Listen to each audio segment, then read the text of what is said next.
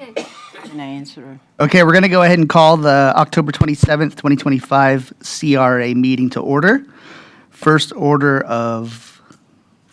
in order is the Pledge of Allegiance. Please stand. Pledge allegiance to the flag of the United States of America and to the republic for which it stands, one nation, under God, indivisible, with liberty and justice for all.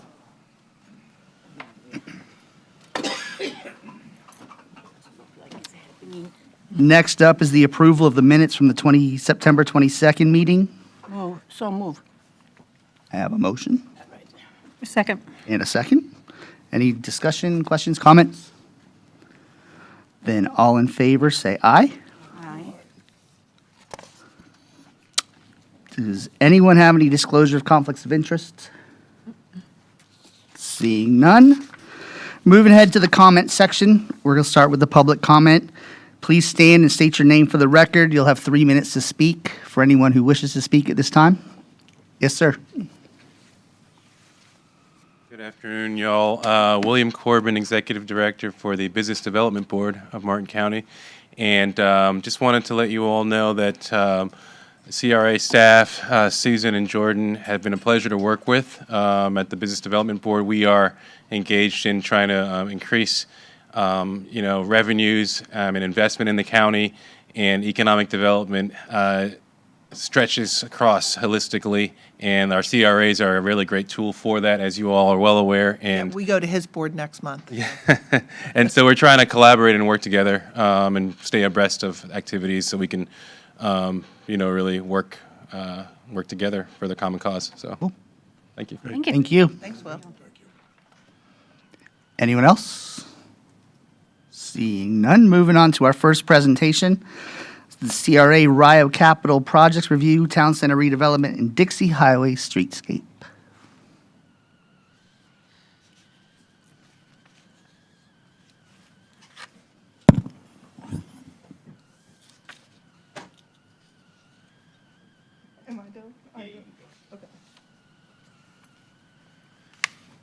Okay, hello. Oh, thank you. Good Hello. afternoon. How's everybody doing today? Thanks. My name's Christina Furman. I'm with Marlin Engineering, and I'm here today with Pablo Duenas, who is with Dover Cole & Partners. We're concurrently working on 2 projects together, the Civic Center Master Plan and the Dixie Highway Streetscape Plan. Which way do I point? Is it on? It's not on. Julia's not here. There we go. See, that was the technical issue you figured out. So our outline, we're just going to review the timeline, where we're at in the project, dive into the socioeconomic characteristics of Rio, and then from there, we'll talk about our first master plan, which is the Civic Center, and then we'll dive into our Dixie Highway Streetscape Plan. We'll talk about next steps, and then we'll break for Q&A. So we started this in the end of May. We did our site visit in June. July, we had our first public meeting where we introduced the project to the residents at the Civic Center. Since August, we've been working on some alternatives and concepts, drafting the report as we go along.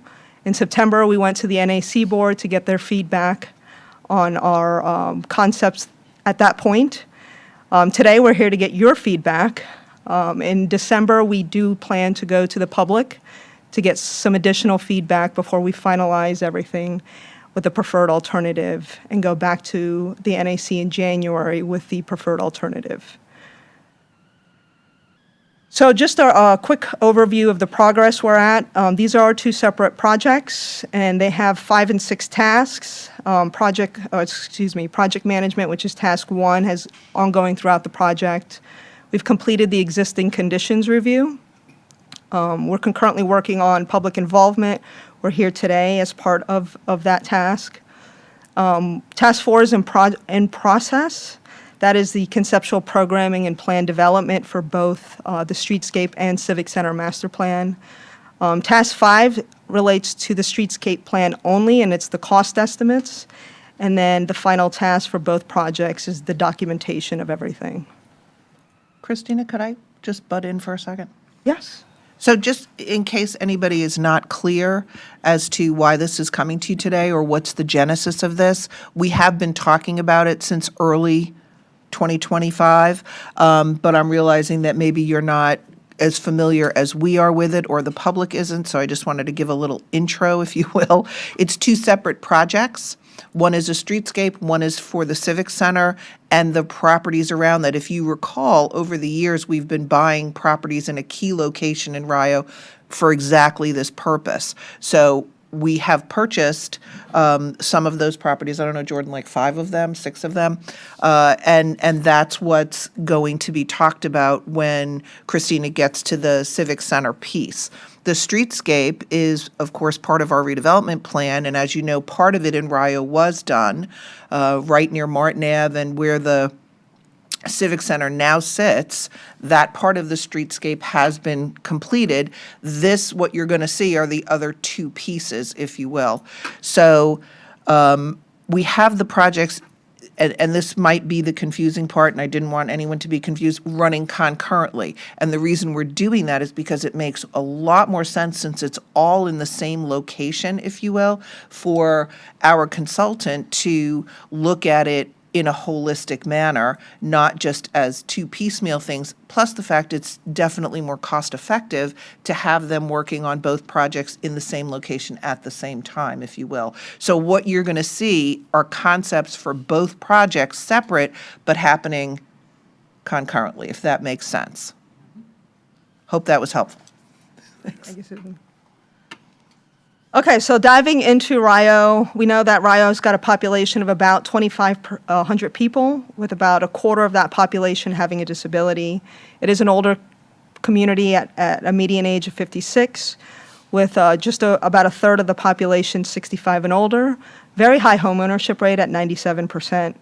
When it comes to income and poverty, the annual household income as well as the individual income trend higher in Rio than it does for the county or the state. And the poverty rate is about 12%, which is on par with the county average. When it comes to commuting characteristics, average travel time to work is about 14 minutes. And we also found out that just over 80% of the households have 3 or more cars in Rio, which is an interesting tidbit of information there. And about 90% drive alone to work, which is on par with the rest of South Florida, or Florida in general. So diving into the Civic Center master plan, we did do a short survey for the community when we kicked off the project and had our first public meeting. And we wanted to get a sense of what people would like to see in a civic center. So we asked folks what types of activities or uses they would like to see within a civic center. The top responses, of course, is community events or festivals. That's what the Rio Civic Center is being used for today, and that's what the community would like to continue to see it being used for. But it was also followed with a community garden, art exhibits, community meeting spaces, also ranked high up on this question as well. And then dog park or theater, performing arts center tied for the top 5 spot. We also asked folks how they travel to the Civic Center today. We asked them to select all that apply. So you can see most people do drive alone, but there are still a number of people that walk, bike, and carpool. And then folks that chose other, and other being rideshare, golf carts, and skating. So a variety of modes getting to the Civic Center today. Just an overview, the Civic Center is located on Dixie Highway in Jensen Beach. It provides a vital service to the community through its numerous activities today. And the CRA is looking to redevelop the existing building and surrounding area. This site does include the Civic Center as well as the parcel east and west of it. And we are performing this project in parallel schedule with the streetscape project, which we'll discuss after. The project goals and objectives is to creating a functional and inclusive civics hub for the community, fostering that community identity and connectivity, prioritizing sustainability and resilience, and incorporating the public's vision into the future concepts for the Civic Center. So this is the location of the Civic Center. You can see the building behind 1819. That is the parcel along with everything else outlined in orange that we're looking at. So that dotted line there is a demarcation point between the parcels that must be used for Civic Center use only, and then the eastern parcel that's currently vacant with trees. We can be a little bit more creative with that parcel if the community wishes so. We did do a site visit, and here's some photos of the Civic Center property. You can see right now it's just mostly grassed area with the Civic Center building. And we did see some older trees that we would like to preserve as part of our concept plan. Future land use designates it as the Rio redevelopment, and then you dive into the zoning, it designates it as a CRA center. You'd have to dive in further to the regulating plan, and this includes the regulating plan on the screen with that yellow arrow pointing to the approximate location of the Civic Center property. So the regulating plan identifies the subdistricts, and in this instance, it is designated as a core subdistrict. So this will dictate the building volume, placement, the type of buildings, setbacks, all of that is part of the regulating plan. Furthermore, the street type is also an important component of the regulating plan, and Dixie Highway is intended as a primary street.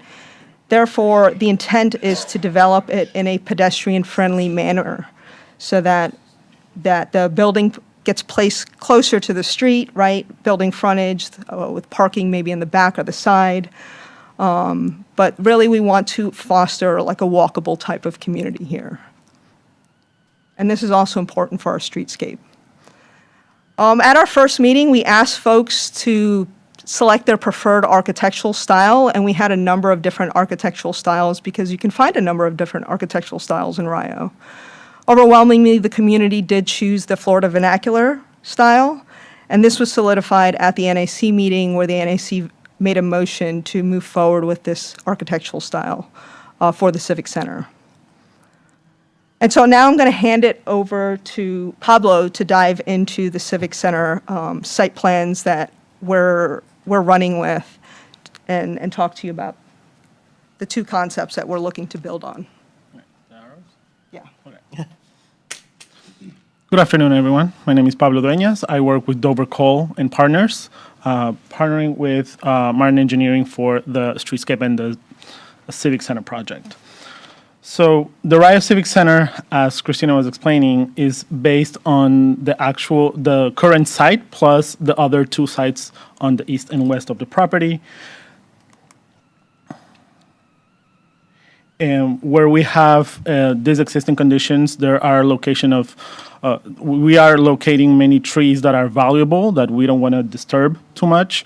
We are trying to get a new connection in the north-south connection through Dixie Highway. The condition of the building is to front face that Dixie Highway, and that roundabout that you see right there is the new location of the roundabout, not the one that is existing right now, because that's going to be moved in the future. So those are different conditions that we are working with in order for the project to meet expectations and work for everyone. So in some of the alternatives that we were working on, we have been sketching and designing alternatives where we are having areas where parking can be not permanent but convertible in different parts of the year or different parts of the season. We want to incorporate decorative entry features, decorative furniture, and an open lawn or outdoor space for events.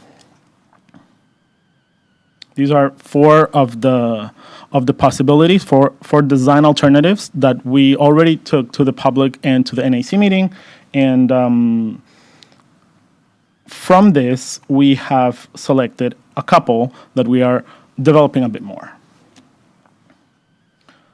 So this one, I'm sorry, I have my notes here. Okay.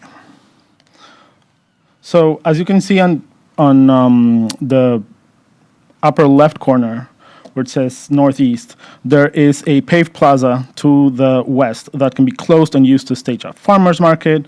There's a village green to the east that can be used for other events, for performances.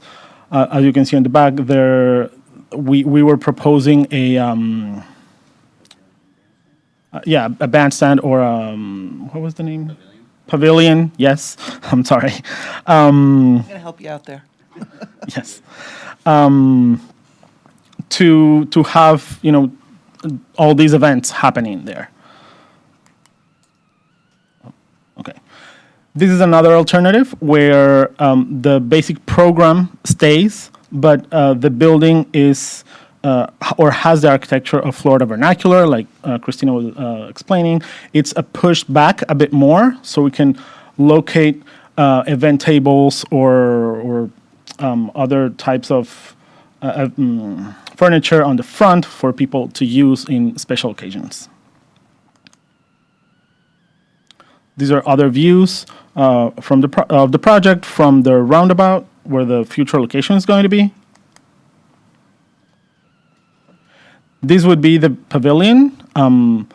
Bear in mind that all the architecture that we are suggesting right now is not the final architecture.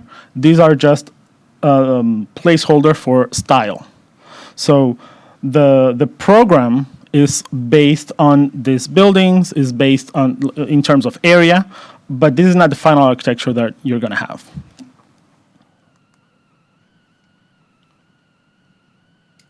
This is just a disclaimer, basically what I just said. Of these illustrations are for the purpose of just showing what it is. Okay, I'm going to hand it. Oh, thank you. I'm going to hand it to Christina again for the intro of the streetscape plan, and then I'll come back. Thank you, Pablo. So now diving into the Dixie Highway streetscape plan, which includes that west segment from the Florida East Coast Railroad to Rio Pine Lane, and then the east segment from Orange Avenue to Langford Lane. Again, this is the primary corridor that runs through Rio. It serves all of the area, and we're looking to redesign it and enhance it to improve connectivity in the surrounding area and the community. About 10 to 15 years ago, there was a town center streetscape project between Rio Pine Lane and Orange Avenue, and that's why that segment is left out, as Susan had noted previously. So our plan's going to accommodate drainage, wide sidewalks, access to businesses, on-street parking, landscaping, streetscape, and then beautification, of course, of the S-curve. As Pablo had mentioned, we are accounting for the relocation of the Martin Avenue roundabout, as well as future development that Jordan and Susan both have shared with us that are occurring along Dixie Highway. So again, similar goals and objectives as our Civic Center, creating a functional and conceptual streetscape plan, engaging the community with stakeholders for the future vision, prioritizing sustainability and resilience, and coordinating this, of course, with the Civic Center project. So again, we did that site visit. That top photo shows that completed section of the streetscape. You can see the wide sidewalks, the median, the landscaping, the narrow travel lanes. So we're looking to emulate something similar to this, and we're going to the public to make sure that they're on board and to see if there's anything that we can improve upon or that they would like to see differently. The bottom photos show the section that is from the FEC to Rio Pine Lane. You can see a lot of pavement. Some instances, the sidewalk ends. It's not a continuation across the driveways. Also, by the railroad tracks on the south side, there is no sidewalk today. And you can see that in that photo. There's a gentleman on his bike using the travel lane. That always makes me a little nervous. But you can see him there riding his bike on Dixie Highway. And then these photos just show part of the S-curve and also that area that's east of the completed section. Again, a lot of pavement, narrower sidewalks. Sometimes the sidewalk is right there next to the travel lane, and other times it's set back from the travel lane. So some different types of typicals and sections here that we're working with, different right-of-way widths, which we'll show you shortly. So just to give you an aerial view, this is our target area that we're working within, the orange line. And that segment in the middle is the completed segment of Dixie Highway. Again, looking at land use, we can see the Rio redevelopment, and then along that S-curve, the residential.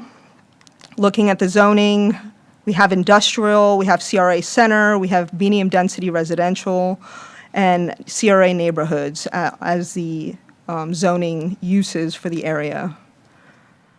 We did do data collection, so the little red circles are speed and volume counters. So we took those at 4 locations. And then we had cameras. We have high-definition cameras, and we utilize artificial intelligence to count the number of pedestrians, bicycles, and other vehicles within the street. It also provides trajectories for us so that we can determine the pedestrian and bicycle behavior. The orange dots are representative of the planned pedestrian mid-block crossings that the board has already selected. The data does support those locations. And then the green circle represents the existing pedestrian crossing that's near the skate park today. So looking at the findings, Cuban Ave, Key Drive, and Orange Ave all had the highest total bicycle pedestrian volume counts. We did collect data over a 24-hour period on a typical Thursday and a typical Saturday. Lots of crossing activity at these locations. We saw that higher volumes are on the north side sidewalk than they are on the south side sidewalk, and that may be because there's segments missing along the south side. And then, as I mentioned to you, the proposed mid-block crossings do show the highest level of mid-block activity. For the speed and volume, starting at Rio Ave and Summer Ave, which is on the west section of Dixie Highway, and then as you can see, 7,000 average daily vehicles. And then as you travel east along that segment, it does narrow down to just under 6,000 vehicles. So the speed and volumes data was collected over a 72-hour period. It did find that speeding is present along the corridor, anywhere from 3 to 8 miles. And so you can see here the posted speed limit being 30, 30, 25 where the S-curve is, and 35 east of that S-curve. And so it's just some of the potential countermeasures that we're looking at. And we do intend on going to the public with some of these countermeasures to see if they would be supportive of any of the countermeasures to help slow down traffic along that corridor. So going back to that survey, we did ask folks how they travel on Dixie Highway today. Of course, most people do drive, but there are a significant amount of people that walk, that bike that corridor, that scooter along the corridor, use a motorcycle, and have golf cart today. We did ask folks how they would like to travel in the future along Dixie Highway. Nobody wants to give up their cars, and that's fine, but there are a lot more people that want to be able to walk and bike and use their golf cart and scooter along Dixie Highway. On their other modes of transportation, somebody wrote walker. So to me, that's representative of the folks with disabilities there, right? So we want to make sure that we're providing and accommodating for their needs as well. We did ask folks what the top elements, what missing elements along Dixie Highway. Shade trees by far outbeat any element along Dixie Highway at almost 60% of residents saying that they want to see shade trees. And then followed by public art, landscaping, waste receptacles, and a complete sidewalk network. Again, a lot of the side streets do not have sidewalks today, so people are walking in the street. And then I would imagine that anybody in a walker or a wheelchair is going to have a difficult time navigating that as well. And then when we asked folks what type of features they want to see improved along Dixie Highway, again, street trees beat out everything else, but they also want to see improved landscaping, street furniture, and lighting. And then in fifth place, a protected bike lane. So that goes to a lot of people biking along the highway there. So that's a photo of Dixie Highway, and I'm going to hand it over to Pablo to talk about the typicals and the existing as well as the proposed. Thank you, Christina.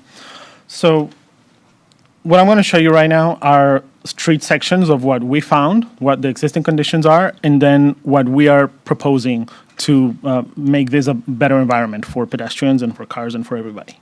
So this section, as you can see, is closer to the east side of Dixie Highway, west side of Dixie Highway. Good call.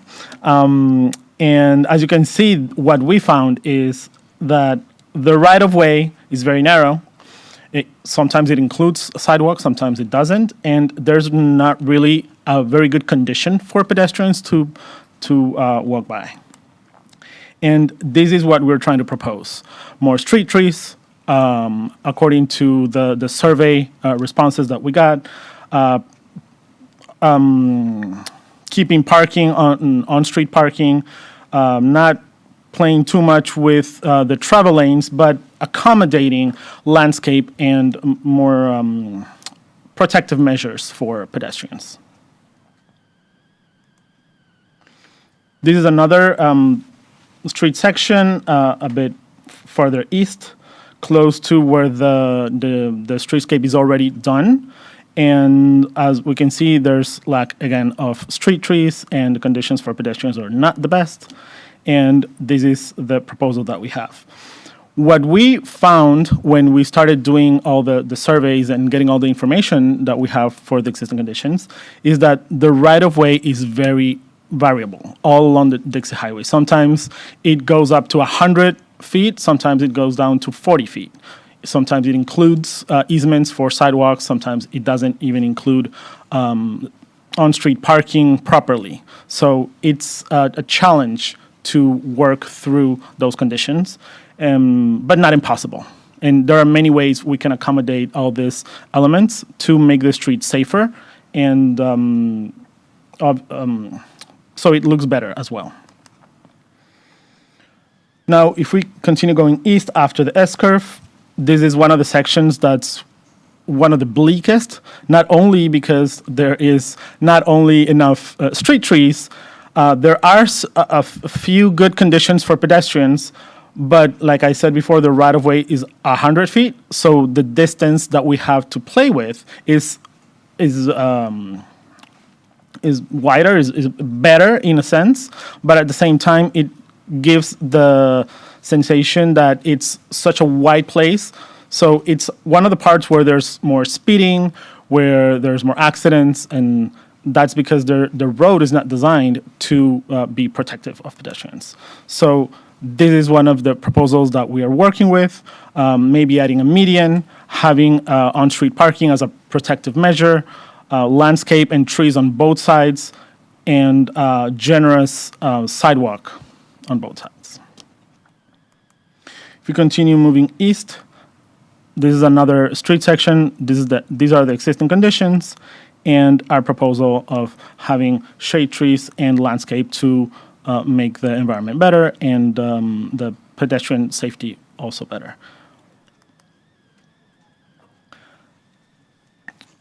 What I'm going to show you here are not street sections, but a schematic plan view of what we are trying to accomplish in the S-curve. This is the crossing right in the middle of it. This is the existing condition where we have a kind of okay sidewalk and crossings, but the road is very wide. There's no traffic calming measures, and there's a lot of speeding. There's a lot of pedestrians that don't want to use this because of the condition it is in. So as you can see in the pictures, there's no trees. When we were there, these are pictures that we took when we were there. There was basically no one walking through it, and it was very, very hot. There was no shade at all. We did the site visit around 11 a.m., and it was terrible. So these two pictures show a couple of options that we are working in, and if you see the one on the left, we are adding medians. We are reducing the travel lane width, widening the sidewalks, eliminating some of the right turn lanes that we have, and reducing also the curb radii, so cars have to lower their speed when they get out of the road into the subdivision. On the right, we have basically the same concept, except it's a raised intersection. So it's a raised table, all that red that you see, it has the same dimensions as the one on the left, but it's a raised intersection, which is much safer and works better as a traffic calming measure. Christina? Thank you, Pablo. So you can see here, our next steps is to refine our concepts and alternatives, meet with the stakeholders to get their feedback. And then in December, we're going to be going to the Winterfest, so we can talk to the public, get their feedback on potential countermeasures to reduce speeding and accidents along Dixie Highway, but also to get their feedback on the Civic Center site plan to see which site plan that they would prefer to move forward with, and then also get further input on the typical sections that Pablo just showed you. So with that said, we'll be going back to the NAC meeting in January to show them what the preferred alternative, which will be based on public and stakeholder feedback and input, and we hope to have everything wrapped up and finalized by February. With that said, we will take any questions, comments, concerns. Christina, would you let them know what the deliverables are? So they'll. Yes, so I apologize for not being clear on that, but yeah, so the final will include a report for both projects. The Civic Center will include 2 site plans, 2 conceptual site plans, one that includes just the Civic Center property and another that is inclusive of that eastern parcel to show what potential uses can come out of that other that other parcel to help create synergy with the Civic Center. And then for the streetscape, we're going to be proposing conceptual design, like a bird's eye view concept plan of Dixie Highway. Will you be coming back to us at all? Jordan will be coming back to you with the final alternatives for both projects. Jordan will come back in January with that. Are both of these funded? We're funded right now for planning, for design and construction. I think Susan or Jordan might be better suited to answer that. So yeah, we're funded through design concept. And then we do have additional funding for both projects, not total. We are looking to do possibly a bond with some other projects in other CRAs. We'll bring that to you as soon as we have more information on that. One of the reasons why we do go out to get concept, not only because it drives your construction in a positive way, because you get input from the community, but also to get engineers' estimates of what that potential cost would be so that you can go out and borrow the money, because you need that information in order to approach a lender before you can get that kind of funding. If in fact that happens, that will be fantastic. If not, of course, there's always Plan B, C, D, E, F, G, and we'll pick one of those. Comment. Excuse me. At the Civic Center, you had outside seating and pushing the Civic Center building back. That was one of the alternatives, yeah. It seemed like you would pull the Civic Center forward close to Dixie, have the seating in the back, also where the bandstand will be, so that you can make use of that more than one way. Plus, it's not going to be on Dixie Highway too, which is going to be more busy, let's say. Precisely. Those are the 2 alternatives we're working with right now. Either pushing the building back or pulling it forward. And once we get more feedback in the December event. The Winterfest? The Winterfest, we will decide which one is best. However, the report will include both, and then it's a weigh-in versus situation where we'll see what's the best option. And just so you guys know, we did go to the NAC with 4 different site plans, and they helped us narrow it to these 2. Yeah. And the other 4 did include, like, the building up on the street. They wanted it set back a little bit, either in these 2 alternatives they like best, just to have that kind of civic feel to it and be able to utilize the lawn a little bit more for potential events in the future. While we're on this, can you talk a little bit about the parcel to the east and what that building, the potential future development is, and what we're talking about with that? So that building is a projected building if we decide that it's necessary to have more more constructed space, let's say, and not just open space, depending on the feedback that we get from the people. It was thought as a small incubator of business or a small like startup space for businesses. And it's not definite that it's going to be there. It's just a possibility. Yeah, when we go to Winterfest in December, one of the questions we're going to be asking residents is, hey, do you guys want this as maybe like an outdoor space? Because we did hear that a lot at the meetings, is that folks want outdoor space and how valuable outdoor space is. But we also recognize, right, the CRA has been buying properties. They want to maybe be able to cash in on some of these properties that they've bought. So with that said, a future development could be, like Pablo had suggested, it could be incubator space, it could be a restaurant, it could be retail stores, it could be anything really that falls within the regulatory plan. But it would be sold to private investors, private businessmen, not run by the county.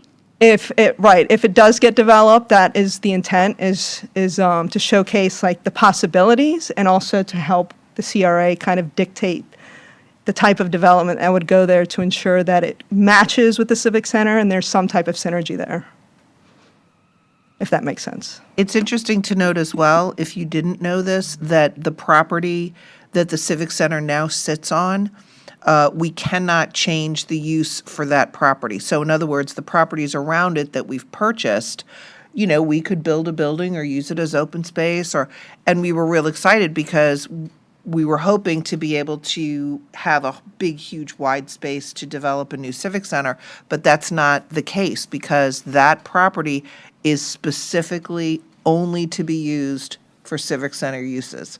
So we had to keep the building on that particular piece of property. You can't spill the civic center over to the east parcel. That's exactly correct. Really? I mean, you could spill it over. Yeah. But you can't, we couldn't move it. No, but if you want a Spill, yes. bigger civic center, you could spill it over. Yes. Oh, yeah. Yeah. So that was one of my questions. Is it- I'm glad I'm here for you. Your work here is done. Mike. Currently, you have what's planned here, 2 separate buildings. Would there be any way where you can combine and have a larger building in that space if that's something but you're saying that the community wanted this 2 separate? Well, we had developed it this way, right? If you look at the footprint, it's essentially, I think, double what is present today. You're going to knock down the existing one and build this? Yes. Correct. Okay. That's the So intent. that was my question. Me too. Instead of just that one building, instead of having 2 separate buildings, are you able to have one? Right. Civic Center. Correct. Yes. That maybe you would have options for, I don't know, business space or whatever you guys, if that's what the community wants. I'm a big advocate of the community giving input, so I love how you guys are going back. But that's just my thought process, because of course, everything you look at, you're looking at dollar bills. So, that's one way I would think that you could, deal with some cost-effective ways of doing things. But if this is what the community wanted, then, so be it. The other thing that I wanted to ask was about the streetscape. The current roundabout that will be moved, I understand where you're going to move it because that's like a focal point and you're going to need access as far as travel in cars and vehicles and everything. But, Just to clarify, it's being moved by the development occurring across the street from the Civic Center. Rio Marine Village. Rio Marine Village. okay. They're the ones that originally proposed moving it. Okay, so the current one, will that remain there? No. So they will completely get rid of that, it's just gonna be a 4-way? Won't the current one be moved west? So Yes. there will be 2. So if, No, if you see the pictures that are on the screen right now, That's where it's being moved to. this is the one that's existing right now, and one will exist in the future, and this is the new one. So there will be 2 roundabouts. And then No, no, there's no. another one further west. There will be, it's further west. Oh, yeah, I'm sorry. The Langford. In this location, only one, and then the other Oh, one. there's No, I'm talking within a half mile of each other. Yes, so there will be 2 roundabouts. Okay, so. You're the one that was going there, yes. But the Martin Ave one will The go. Martin Ave one disappears. It basically becomes 2, one Okay, here and one. now I see it, okay. Thank One you. question. Is Julie Priest happy? Say that again? What? Who's happy? Good question, Julie. Yeah, really. Julie Priest. Oh, yes, we've met with Julie Priest. She's come to our meetings. It hasn't. We met with the Civic Center first. We met with them first to talk about what the Civic Center is used for, what some of the challenges that they have today, potential issues that we can resolve in the future. And that's when we discussed with them about salvaging the existing building or, building a new one, and they were strongly in favor of building a new one. The existing building was built in like 1950 or 1951. They've done some retrofitting of the building, but it's still not sufficient, and it still doesn't meet the needs that they have today. It's an older building, and yes, it's the kitchen, for instance, it can't accommodate what they need for today. So, we're accounting for that in the proposed design as well. A nice commercial-sized kitchen so that they can have community events. This kind of, that space that you see that Pablo said is convertible, that can be a parking, but then you can close the street essentially and have an open farmer's market, which is why we have the trees in there and everything as well. Yeah, and going a little bit back to your question, maybe because of the scale, you cannot picture it, but that rectangle building that you see there, it's more than double of the area that you have right now. No, I understand. Yeah. I'm just thinking you have a lot of people around here locally that like to find venues that they can host wedding receptions. Right, and things like that all came That's into a good play, moneymaker yeah. too, And I'm just thinking if you have a larger space for that, then that would be beneficial. Yeah, the intent is to have like a large space that you can maybe convert into smaller spaces, so that you can still have your personal meetings, right? But you could also have those birthday parties and stuff like And then they would have the outdoor space as well. Right. Exactly. right. Which you still could, because there's plenty of space there. Yeah. If you had one building. Okay, thank you. So I have a question. On these buildings, are they proposed to be single-story with tall ceilings or two-story? Well, I think that was another question that we wanted to go talk to the community about, because, we can make it so that they have nice tall ceilings, but we could also make it so that it's two-story. So that's been a conversation that we've had with staff, with the NAC that was brought up as well, amongst the community members. So that's one of the questions that we want to go to residents in December and talk to them about as well. One of the possibilities is that maybe the half that is in front would be 2 stories with different offices and smaller spaces, and the half that is in the back might be a 2-story high, big room for big events. Yeah. The only thing I'm cautioning is because of what happened in Jensen, when they took us from a single-story community center to a two-story community center. That community center is not welcoming. It's difficult to access. Bathrooms are on the downstairs. The meeting space is upstairs. There's one elevator. It's not community-friendly. And I would hate to see something with the history that Rio's Civic Center has fall to that same fate. So I would really hope that people think about that, because this is about the community and keeping the community together. Yeah. And so, I just want a lot of thought, I hope, will go into that. Okay? Thank you. Acknowledge, thank you. Any other questions? Cool. Thank you very much. Thank you. Thank you. Oh, yes, sir. Public comment, sorry.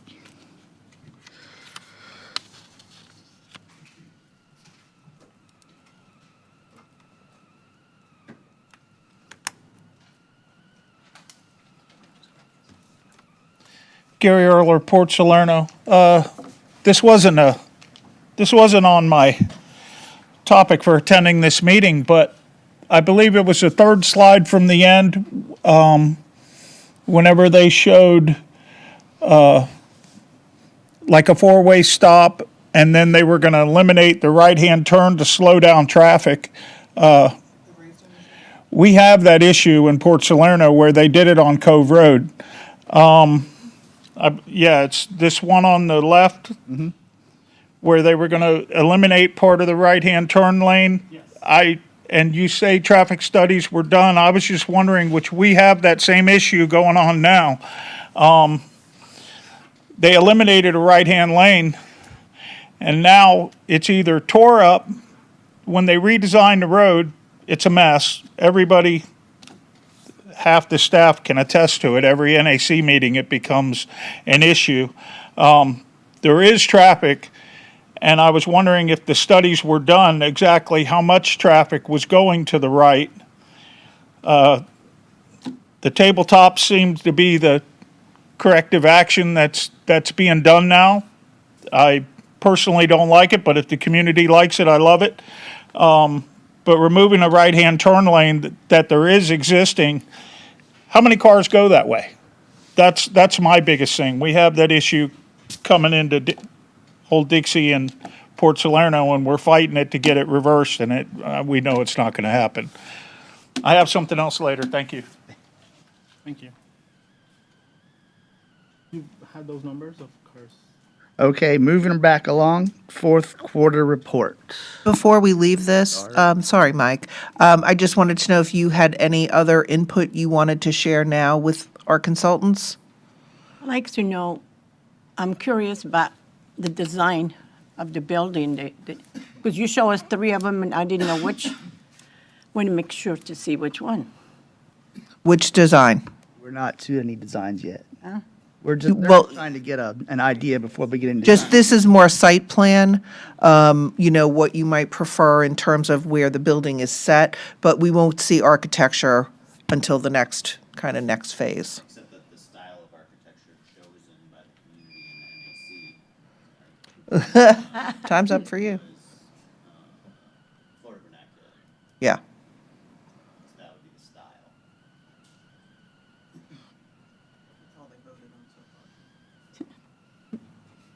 Okay, just wanted to make sure we got everything down. Okay. Thank you, Pablo.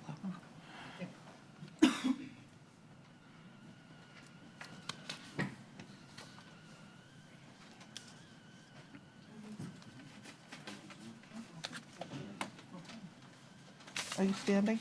Yeah.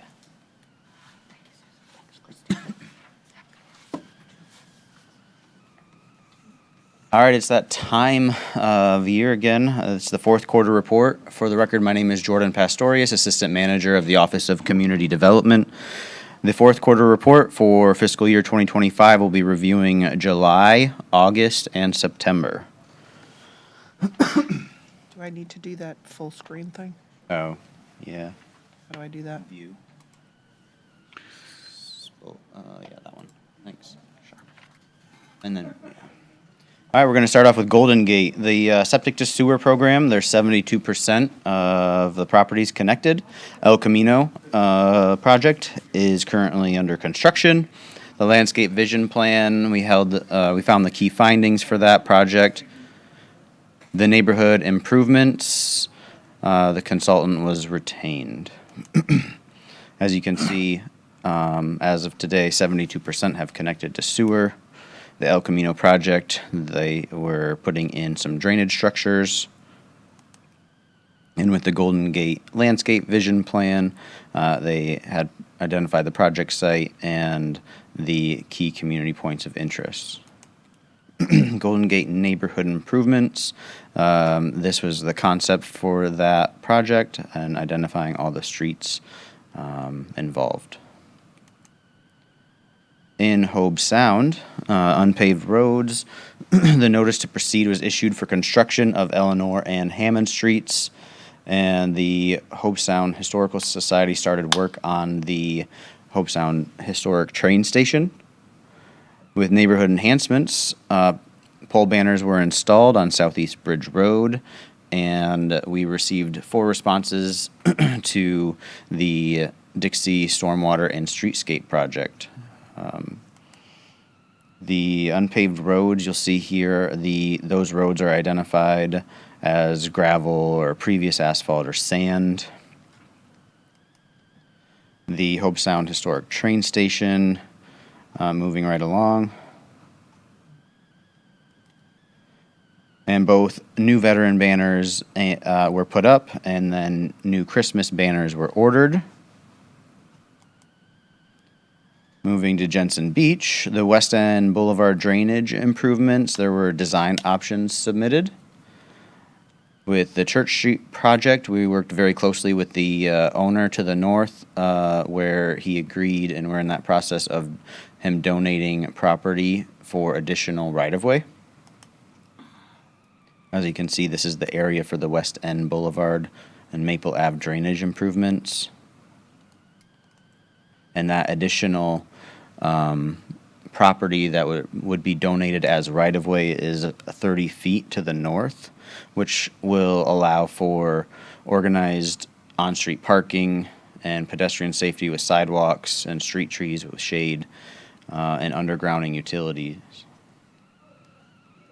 In Port Salerno, the New Monrovia Park, that went out to bid, and with the neighborhood improvements, we reached 90% design, as well as 90% design for the New Monrovia unpaved roads. In the New Monrovia septic to sewer, the county and we received a grant to move that along. Here you can see outlined the park design during that time frame, and the neighborhood improvements outlined here for potential sidewalk improvements and traffic calming, potential lighting, and repaving of the roadway.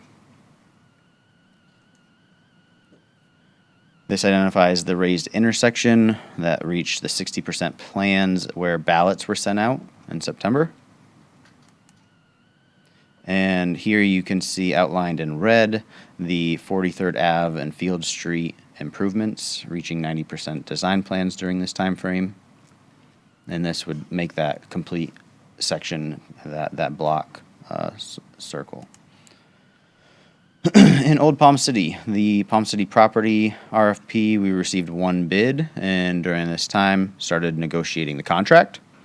And on the Cornell Ave Streetscape project, CapTech Engineering and staff presented the 30% design plans to the Neighborhood Advisory Committee. Here you can see the property we started negotiating that contract with. And this was the 30% initial design concept for Cornell Ave, where the residents are looking for wider, safer sidewalks, as well as drainage improvements, shade trees, things like that. In Rio, the Dixie Highway Streetscape project and the Town Center Civic Center properties, both running in conjunction with each other, had an initial community meeting with the Civic Center, as well as a Neighborhood Advisory Committee meeting with the Dixie Highway crosswalks. Marlin Engineering conducted traffic studies confirming those crosswalk locations for us. And the infill sewer, even though most of that, or all of that is complete, there's still some private roads within Rio, and so we keep on working on those private roads. So Northeast Oak Lane Drive is the next one up. We're currently working on easements to put sewer in on that street. This identifies or outlines the Dixie Highway Streetscape project, as well as the Civic Center properties, property that we just talked about in our previous presentation. The Dixie Highway Streetscape project, there were 4 identified, and then it was actually cut down to 3 after talking with both the Neighborhood Advisory Committee and businesses along the road of looking at foot traffic. That X there is actually supposed to be placed over that number 4. So it's the 1, 2, and 3 locations. With those crosswalks, we'll also have signage. And again, with infill sewer, working with those property owners to obtain easements. CRA-wide, the county centennial, we had the plaque dedication at the historic courthouse. And NAC, we trained 1 new member. The CRA presented the quarterly report to the Board of County Commissioners. And with the budget workshop, we presented the CRA FY 2026 budget and attended 2 budget hearings. Now, the numbers, getting into the fun stuff. Permit overview. We compare the 4th quarter of 2024 with the 4th quarter of 2025. As you can see, there were 398 permits issued, at 9.8 million in the fourth quarter, and that 398 permits. If you look at the bottom, you'll see 5,044 total permits countywide. So we made up 7.8% of permits countywide in 2024 fourth quarter, and moving to 2025, we made up 8.6% of all countywide permits at 394 at a valuation of 32.5 million. The 24 quarter residential, and in 2024, we had 253 residential permits at 4.6 million, and in 25, we had 316 residential permits at 13.3 million. Moving on to commercial, in 2024's fourth quarter, we received 145 commercial permits at 5.2 million, and in 2025, we received 78 commercial permits at 19.1 million. Residential permits. You can see here by both of these charts that they're fairly consistent.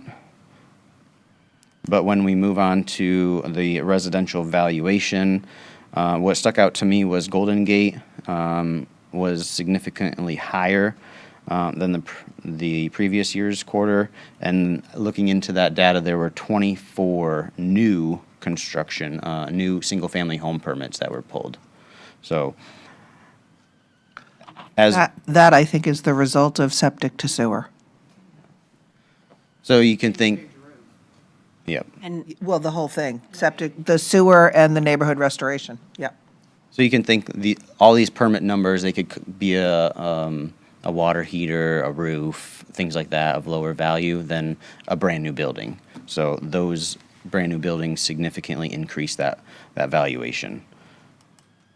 With the commercial permits, fairly consistent, dropped off a little bit with fourth quarter 2025. However, the valuations, you might see that big yellow on the right-hand side. That's huge. That stuck out like a sore thumb. There were 2 new commercial building permits. One was 1 million in valuation, another at 1.2 million. And the other 2 permits that were large in size were 2 tenant improvement permits by the Pine School. One for their dining hall, as well as one for a classroom expansion. And both of those were valued at 6.9 million each. So that was why that grew so large.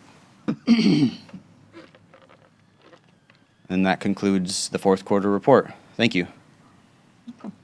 Any questions?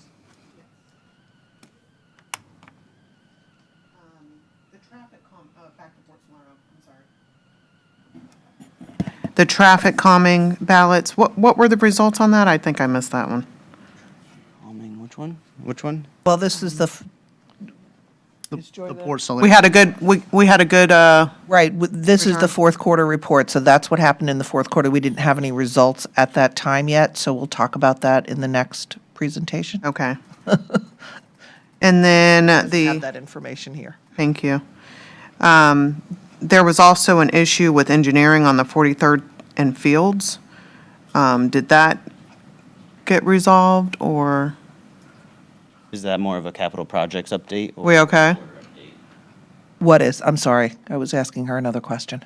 43rd engineering? The Fields, 43rd and Fields. What about? Yeah, We're well, still good to go. No hiccups. We're good. as far as I know. Okay. All righty. Okay. And then, thank you. That's it. Anything else? Anyone else? Nope. Thank you. Any public at all? No? Thank you so much. Thank you. While we're talking about it, capital projects review. Now we're up Sorry, to I'm going to date. jump to Jamie? jump to I have it. an agenda. I'm ready. I'm ready to go.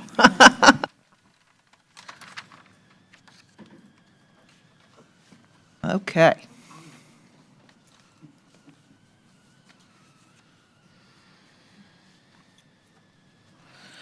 Okay, so we're going to start with Golden Gate. And I do have an update for you from Joy about El Camino. So Joy, do you want to join us?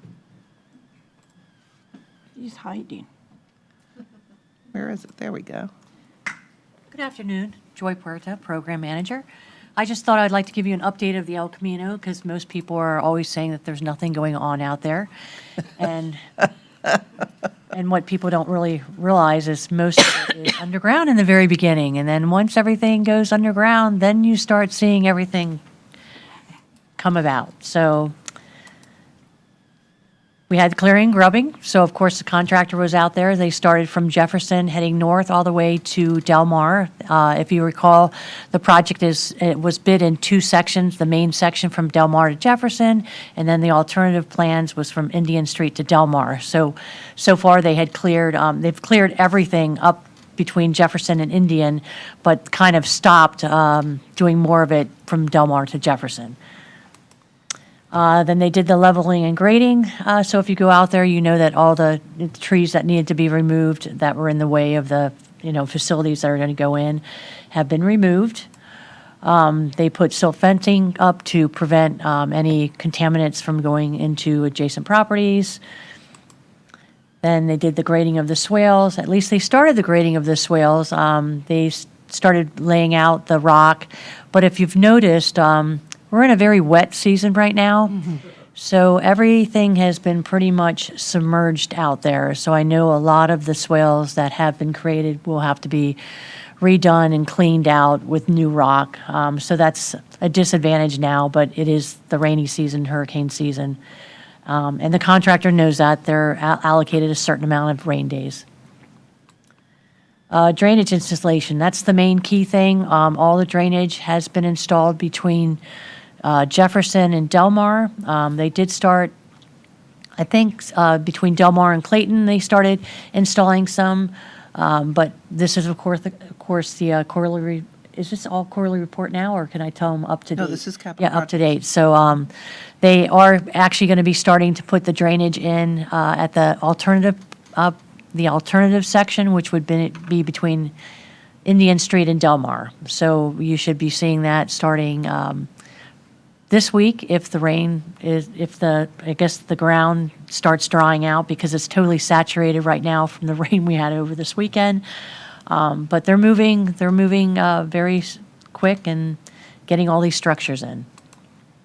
And that is the end of my report. So we're in the underground installation part. Nothing's happened above ground, but within the next 2 months, we should be seeing a drastic change out there.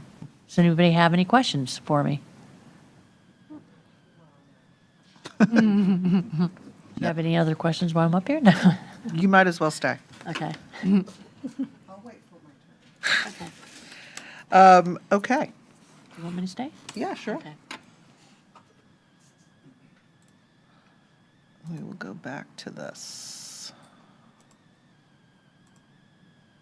Okay.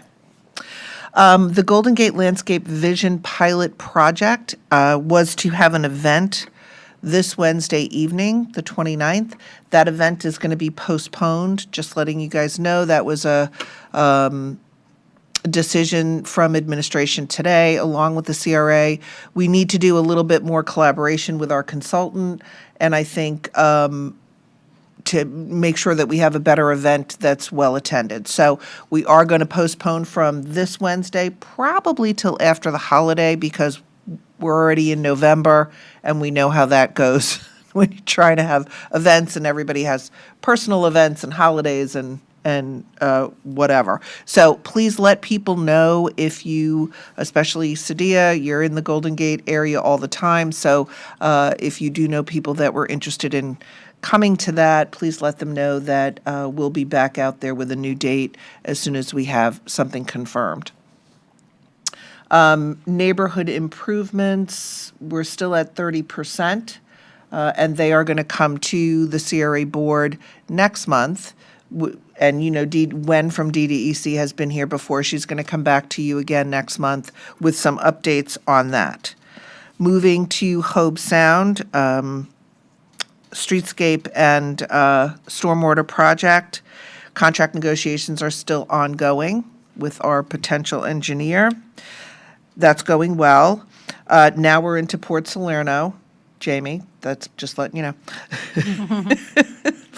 So our new Monrovia Park bid comes in on Wednesday. That's really exciting because, of course, as you know, once we get our bids in, we can choose a contractor, and that project we'll start seeing some shovels in the ground, which will be really fun. Neighborhood improvements, we did talk about ballots a little bit. Did we say anything about ballots here? I didn't see it, so that's why. Well, just that we've completed it. The neighborhood did overwhelmingly approve the designed traffic calming elements, so we will go forward with that. Rio, you heard from our consultants, Marlin Engineering and Dover Coal today. They were to come to Fall Fest. That was supposed to be the next thing that happened, but Fall Fest got canceled because of weather. And they will be at Winterfest. And I just wanted to say a quick thing. If you leave here today and digest some of it or drive around as we have folks do, and then they call me while they're, but if you do have any further input on that, because you maybe driven there or gone and seen or whatever, please let us know so we can get all of that information from you before the end of that design period. That was all I had for capital projects updates. If anybody has any questions on any other projects, feel free to ask. I just want to make a statement.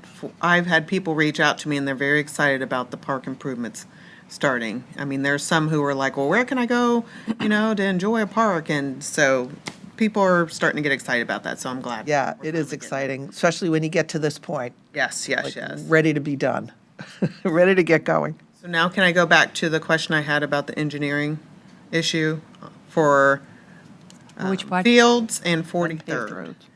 Right now, it's at 90%. There were some comments from traffic and engineering about where they were putting their drainage, so they had to make some small revisions. There was some drainage that was proposed on the west end of Field Street, west of 43rd, and they were concerned that if that road ever got extended, it would be in the way, so they just had to make some tweaks on it. Which we're hoping to, because. Yeah, so it's still going, it's still going forward. I haven't seen the plans come back, but the consultant is working on it. Perfect, okay. I know we had talked about some new drainage that had happened on 44th with the new homes that had been built there recently. Oh, right, the ones that they actually undergrounded. Figured That was they would another. look into yeah. that, okay. That was actually a part of the site plan for the actual individual homes that did that. Okay, but it's like right there, so, Right. okay, good. And then any word on when the sewer to septic meeting's gonna happen, tentatively? We have not heard anything from utilities. I did give a presentation to the Port Salerno NEC on that status, and I get an update from utilities on that. I don't even know if it's actually gone out to bid yet. I know they said, I thought it was November, December that it was Okay. going go out to bid. I don't think it has. So they're not going to schedule a meeting Right. until after It was bids come November, back. right? come in. Thought it was going Right, out. so I think I mentioned in Remember that, if it was this month or next month, but. right.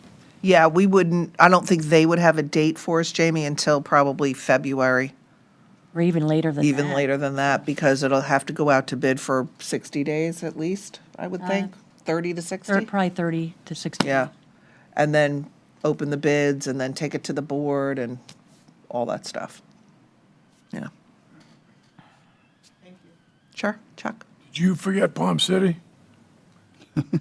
Did I forget Palm City? Yeah. I did not forget Palm City. Okay. We're going to talk about that. Did you have a specific question? Oh, no, as far as the capital projects, I don't remember you saying anything about them.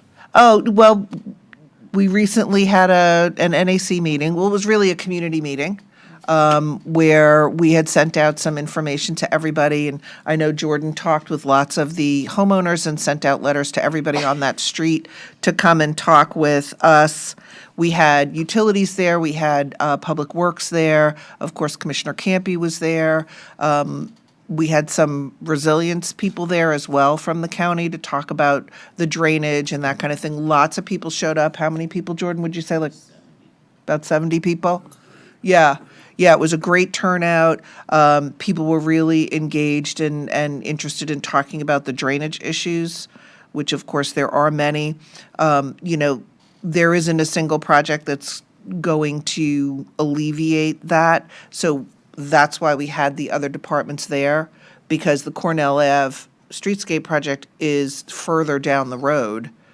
Utilities is going to have to go first with septic to sewer, which is going to be after New Monrovia. So that will be, or Port Salerno, that'll be a little while for that to be done. So you're looking probably at least 3 or 4 years down the road before we even get to that project.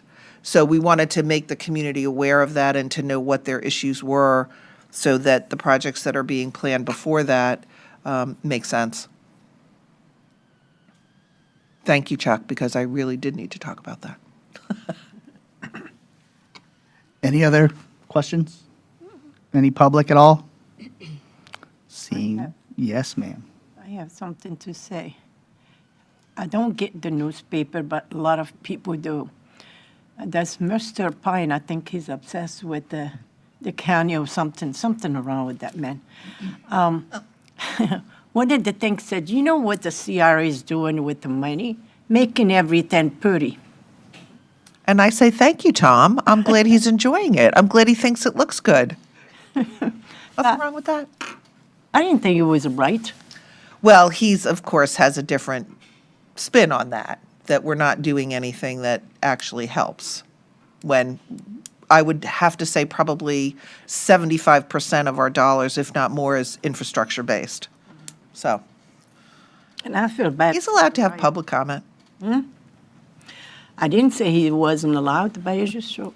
Yeah. Good. That word pretty is just really stuck in my head. But Okay. Anyone else? Then we'll move back into the public comment section of our agenda. I Any? had some updates. Okay. I know it wasn't on there, sorry. I used to be able to read your mind. I'm out You of haven't been in the practice. chair seat, back in the chair seat again, Mike, need for a to go long back enough in my time. corner. I did have some updates. I didn't know that I was going to, but then it turned out all kinds of things happened. So we did purchase or I should say, the county purchased a property in Salerno, and that's going through its journey before it has closed. Hasn't closed yet. It's right on Salerno Road. And we're hoping that it will be a lovely green space area. So that was something that's happened. We do have our 2026 dollars as of October 1st. So that's a great thing. We can continue to move along with our projects. And I tell you this so that you'll be ready because, of course, we'll be bringing you our 2027 CIP at the end of the year and early next year. So get ready for that. Next month, we do have CRA Board and Art in Public Places.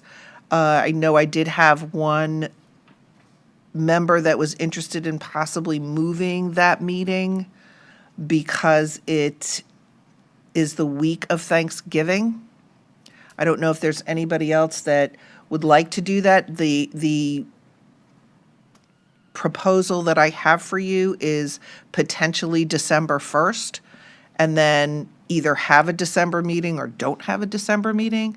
Use that as both November and December. Thought I'd throw it out there. I see I'm getting a thumbs up over here. Anybody else? I would say, I would be fine with combining the two. I don't know if December 1st works for everybody. Yes. Same as any crappy Monday on here. Works for me, Would we like to do that? because I won't be in town. Okay, can I get a motion from the board that they would like to do that? Make a motion that we move the CRA and AIPP meetings to December 1st and combine it and cancel the December meeting. Can I just say one thing about that? Potentially, we may have something important in December, so let's just say potentially cancel. Okay, make that Yep, change to your yep, motion? yeah, Okay, good, thank you. potentially Change December. I got a motion. And a second. All in favor? Aye. Any opposed? Seeing none. Okay, so everybody put on your calendars, December 1st. We'll do our double meeting. I hope there's Potentially. refreshments. Potentially. No, we'll do, Counts. no, double, AIPP and CRA. Oh, I see what you're. Yes. Okay. Okay, moving on, just so that you all know, in November, what's coming to the Board of County Commissioners that will be of interest to this group.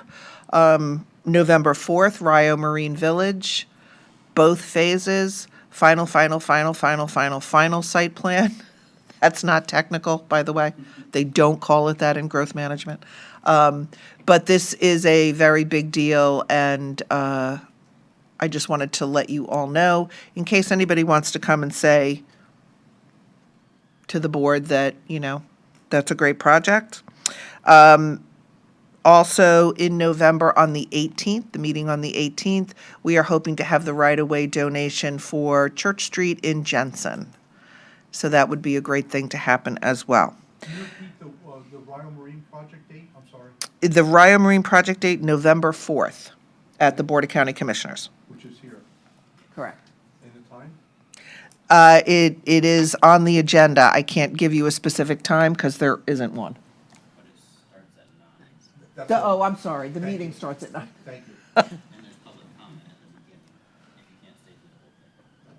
want to listen. And then, last but not least, what you see before you is all of your good work.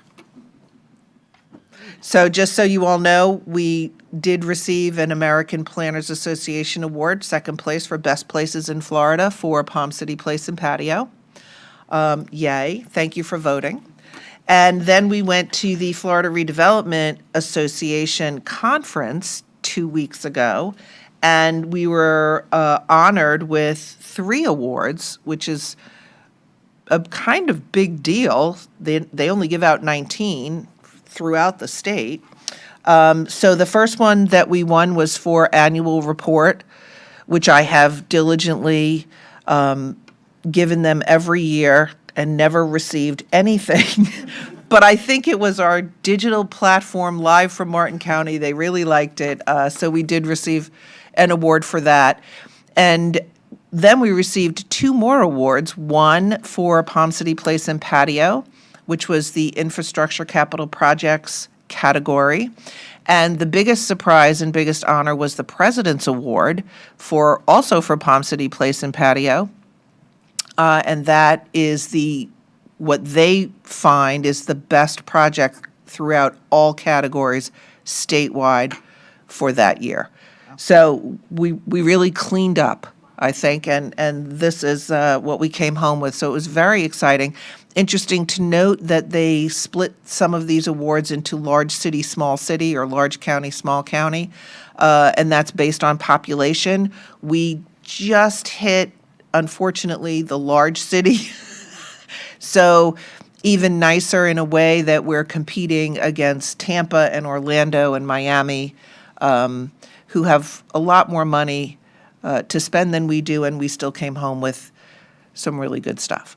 So thank you all, and thank you to the staff, Yeah, congratulations. these guys. Nice job. And that is all I have for you today. Are you sure?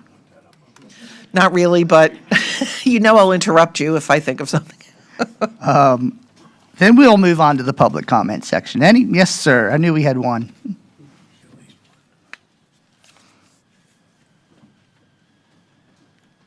I thought it was going home.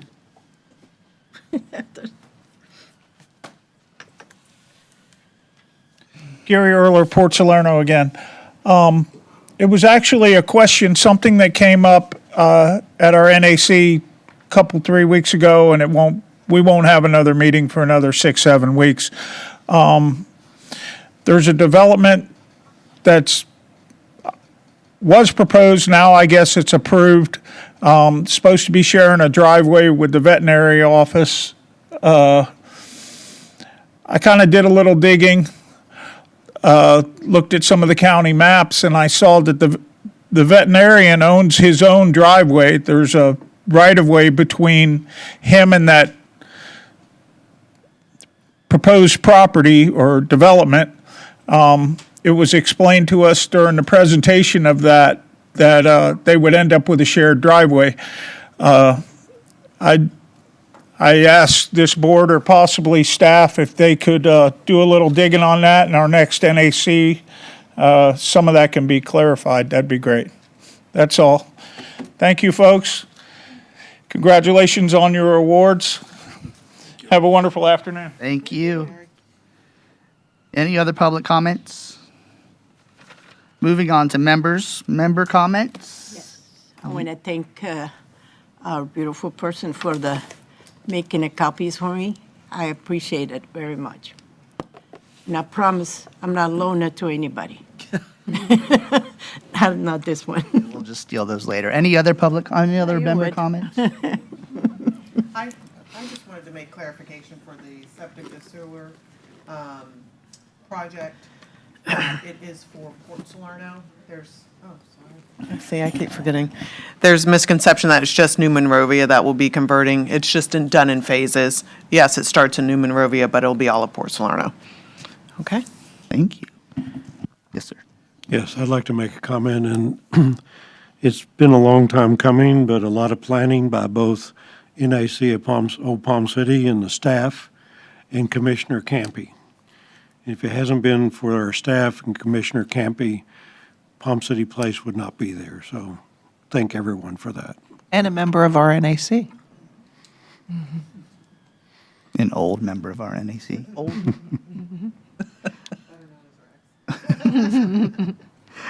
Any staff comments at all? Then we are adjourned. Thank you all very much.